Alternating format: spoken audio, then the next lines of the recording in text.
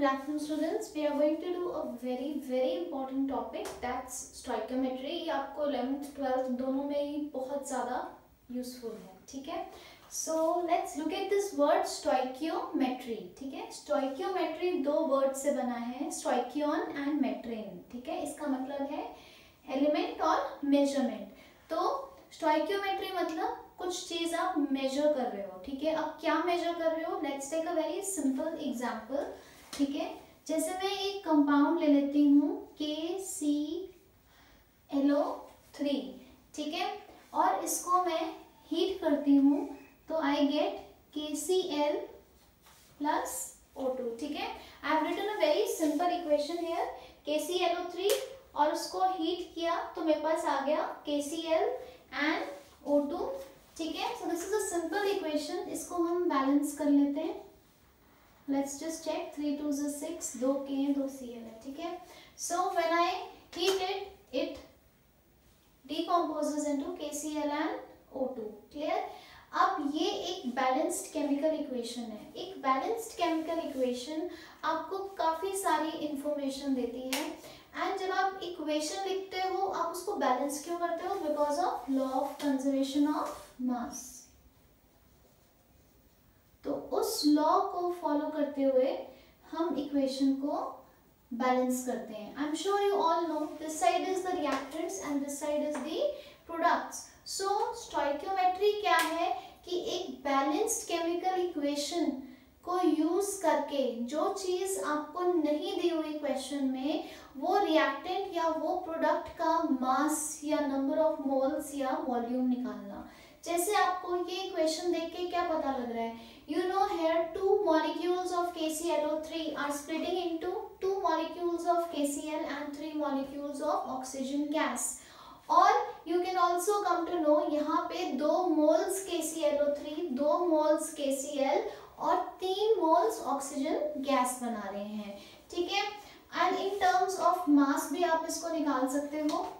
Let's take out, तो 2 है KClO3, K is 39 plus chlorine is 35.5, oxygen is 16 into 3, that is 48. ठीक है, इसको एड अप कर लो, आपके पास क्या आ जाएगा? KClO3 का मॉलिक्यूलर मास आ जाएगा. ठीक है, इसको सॉल्व करके आ रहा है 2 into 122.5. ठीक है, सो 122.5 is the molecular mass of KClO3. Clear है? राइट.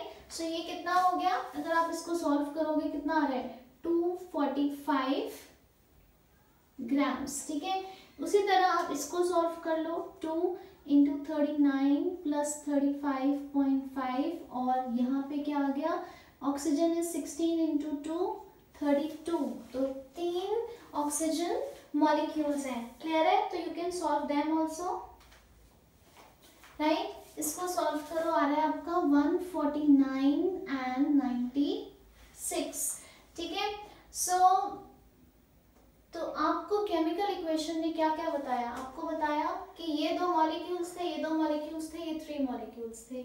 उसके बाद बताया अगर ये 2 मोल है तो ये स्प्लिट करके 2 मोल KCl और 3 मोल्स आपको ऑक्सीजन देते हैं. और क्या बताया कि 245 grams KClO3 when heated gives you 149 grams of KCl and 96 grams of oxygen. तो ये आपको इंफॉर्मेशन है, ये इक्वेशन प्रोवाइड करती है.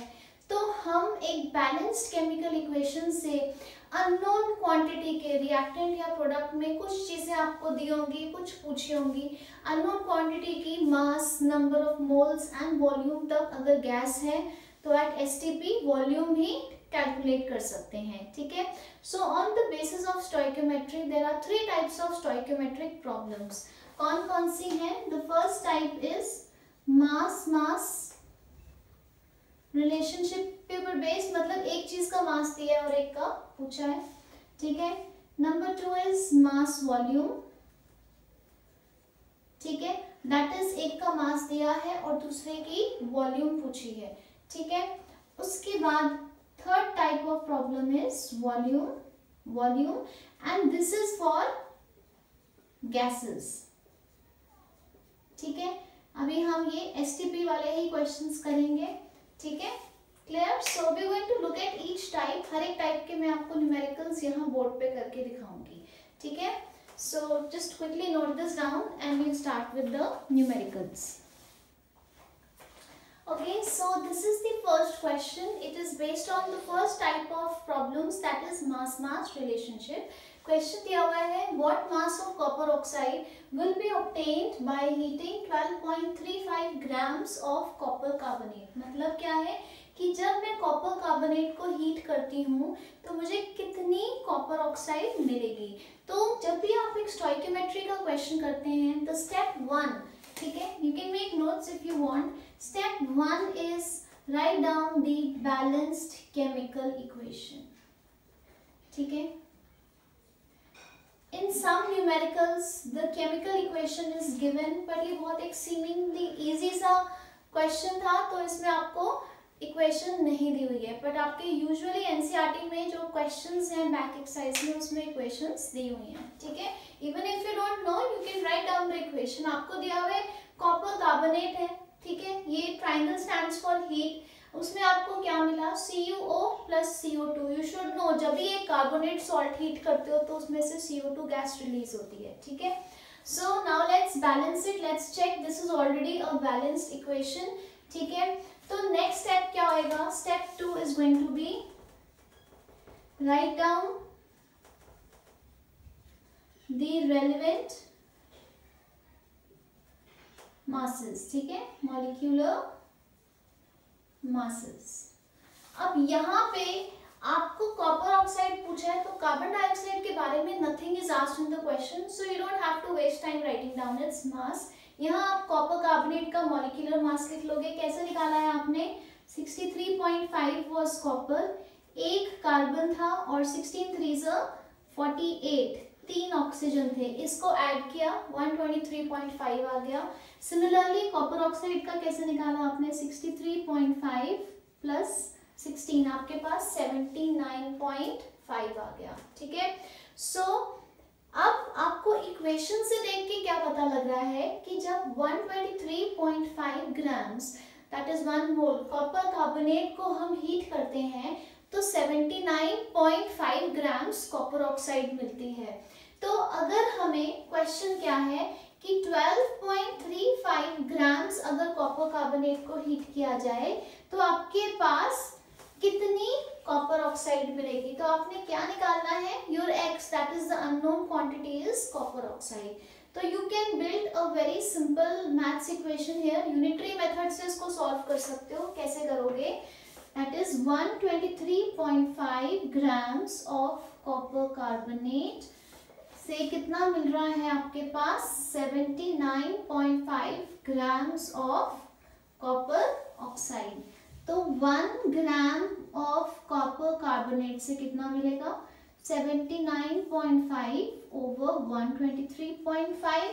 तो अगर आपके पास 12.35 ग्राम्स कॉपर कार्बोनेट है तो कितनी कॉपर ऑक्साइड मिलेगी, 79.5 ओवर 123.5 इंटू 12.35, ठीक है. कैसे कर सकते हो, I will just solve it here, ठीक है. ये डेसिमल्स आपस में कैंसिल ऑफ हो गए, इस डेसिमल को काटा तो नीचे 100 डाल दिया तो ये पूरा कट गया. आपके पास क्या बचा, 795 over 100. So this is 7.95 grams. That is your answer. इतने grams of copper oxide. So I am repeating. Step 1 was writing down the equation and balancing it. उसके बाद जो जो चीजें concerned चीजें हैं उनका mass लिख लिया. And then we built a very simple unitary method maths problem. Clear है? Now let's look at the next numerical. Okay, now let's look at the next numerical. This is also a mass-mass relationship. The numerical is a solution of common salt. Common salt क्या होता है, sodium chloride. When added to silver nitrate क्या होता है, AgNO3, ठीक है, yields a precipitate of silver chloride, that is AgCl, ठीक है. find the mass of sodium chloride in the solution and also the mass of sodium nitrate formed। तो मतलब दूसरी चीज क्या बनी है, सोडियम नाइट्रेट। ठीक है, तो मैंने यहाँ आपके लिए इक्वेशन लिख दी है। इक्वेशन क्या कह रही है कि कॉमन सॉल्ट NaCl में क्या ऐड किया, सिल्वर नाइट्रेट AgNO3। तो आपके पास क्या आया है, एक सिल्वर क्लोराइड आया है और एक सोडियम नाइट्रेट आया है। ठीक है, right. So now let's look at this. हमने एक इक्वेशन लिख ली है, अब इसको बैलेंस करते हैं। It is already balanced. ठीक है, तो नेक्स्ट स्टेप क्या है, now what is asked is find the mass of sodium chloride in the solution and also the mass of sodium nitrate, एक NaCl एंड NaNO3। तो वो क्या कह रहा है, जब कॉमन सॉल्ट में मैंने सिल्वर नाइट्रेट डाला तो 0.28 ग्राम्स सिल्वर क्लोराइड मिला। तो 0.28 ग्राम सिल्वर क्लोराइड बनाने के लिए मैंने क्या किया था, कितना NaCl लिया था और कितना NaNO3 मिला। ठीक है, तो आपको एक रिएक्टेंट पूछा हुआ है एंड दूसरे प्रोडक्ट का मास पूछा हुआ है। This is your question. तो सबसे पहले आप इनका क्या करोगे, इन तीनों चीजों के मॉलिक्यूलर मासेस नोट करोगे, जैसे मैंने यहाँ लिख लिए। Again let me tell you how they came. So just for reducing the time मैंने ऑलरेडी लिख लिए थे। Sodium is 23 and chlorine is 35.5, add up करके आ रहा है 58.5। सिल्वर इज हम 108 ले लेते हैं, 107.8.9 होता है, तो 108 एंड क्लोरीन इज 35.5, इसको एडअप करके ये आ रहा है। Sodium is 23, nitrogen is 14 and 3 molecules of oxygen, that is 16 3 so 48, add up करके 85 आ रहा है। ठीक है, now let's build the stoichiometry.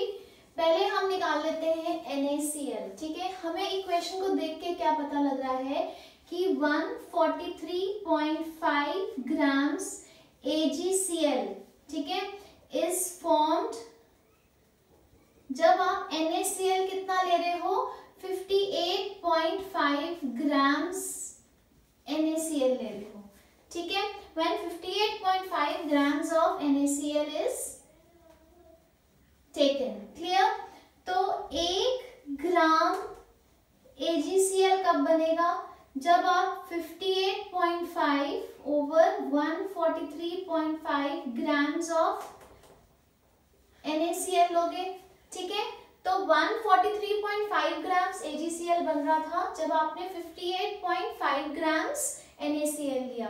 तो 1 ग्राम कब बन रहा था, जब 58.5 अपॉन 143.5 ग्राम्स NaCl लिया।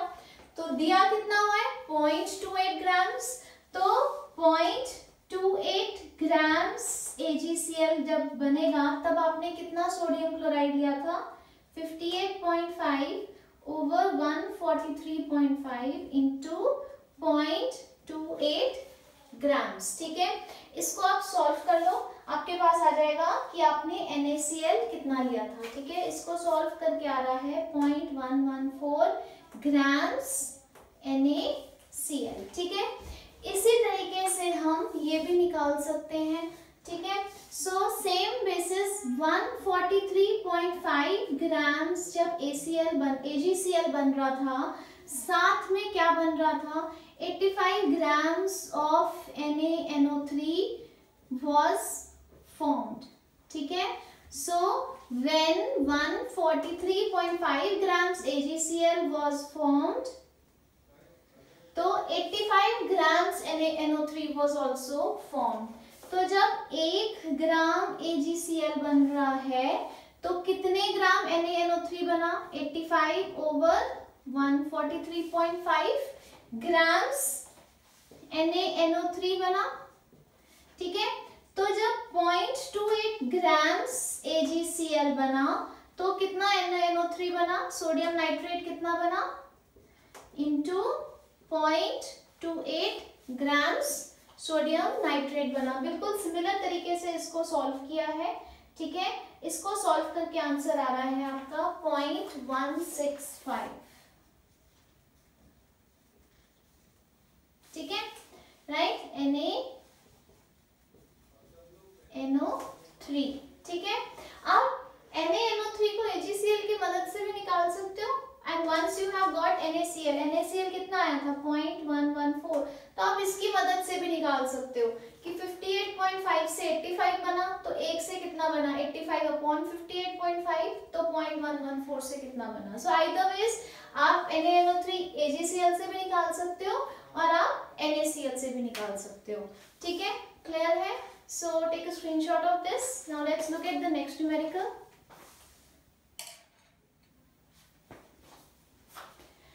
Okay students, this is the next numerical, ठीक है। KClO3 on heating decomposes to give KCl and O2. What is the volume of O2 at NTP liberated by 0.1 moles of KClO3, ठीक है। ये numerical हमने क्यों लिया है, क्योंकि जब हम इसको समझ रहे थे स्टोइकियोमेट्री को, ऐसा ही हमने मास में किया था। So this numerical is a mass volume relationship, क्योंकि आपसे क्या पूछा है कि कितनी ऑक्सीजन निकली, what is the volume of O2 form जब 0.1 मोल्स KClO3 को हीट किया जाता है, ठीक है।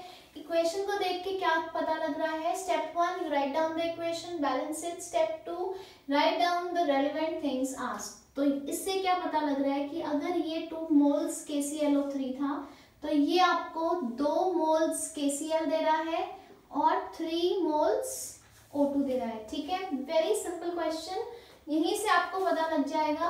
आपको रेलेवेंट चीजें क्या है, KCl के बारे में पूछा ही नहीं है, इसको मिटा देते हैं, एक्स्ट्रा इंफॉर्मेशन ऑलवेज कंफ्यूजेस, ठीक है। So 2 moles of KClO3 are yielding how much oxygen, 3 moles of oxygen. तो 1 मोल जो है KClO3 का कितनी ऑक्सीजन देगा, 3/2 मोल्स ऑफ ऑक्सीजन, ठीक है। तो 0.1 मोल ऑफ KClO3 आपको कितनी ऑक्सीजन देगा, 3/2 इंटू 0.1 मोल्स ऑफ ऑक्सीजन, ठीक है। सो 3/2 कितना होता है, 3/2 इज 1.5, ठीक है। 1.5 इंटू 0.1 कितना हो गया 0.15 मोल्स ऑफ O2। अभी आपको क्वेश्चन पूरा सॉल्व नहीं हुआ है क्योंकि आपसे पूछा है वॉल्यूम, आपको दिया हुआ है this is at NTP normal temperature and pressure, and you know 1 mole of any gas, तो इस केस में क्या है O2 एट NTP कितनी स्पेस ऑक्यूपाई करती है, 22.4 लीटर्स।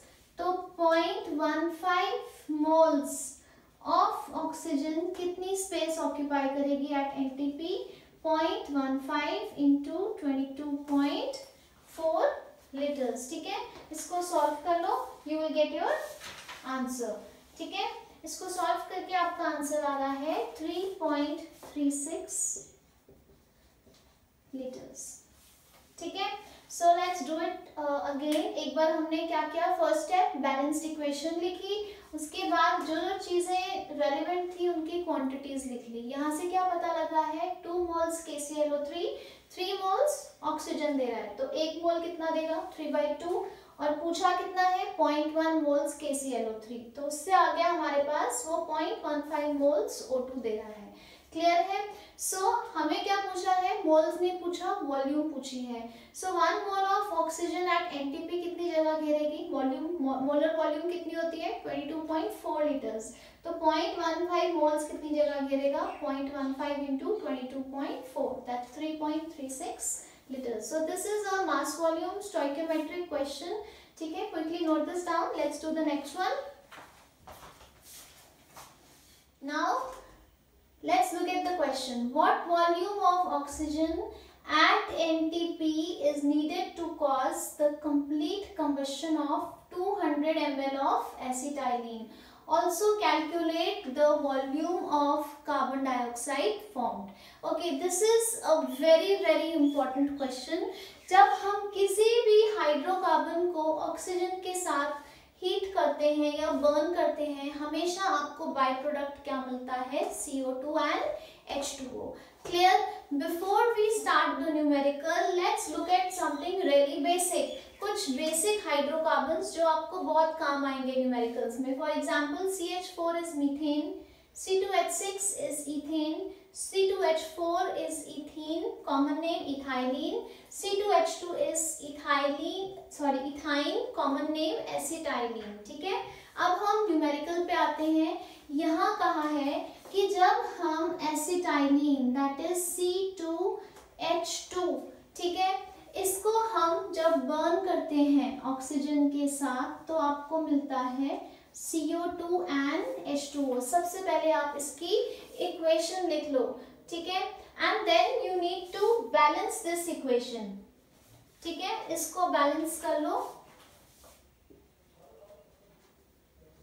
ठीक है, now the equation is balanced. अब आपसे क्या पूछ रहा है कि ऑक्सीजन कितनी चाहिए, what volume of oxygen is needed, ठीक है, to cause complete combustion of 200 ml of acetylene.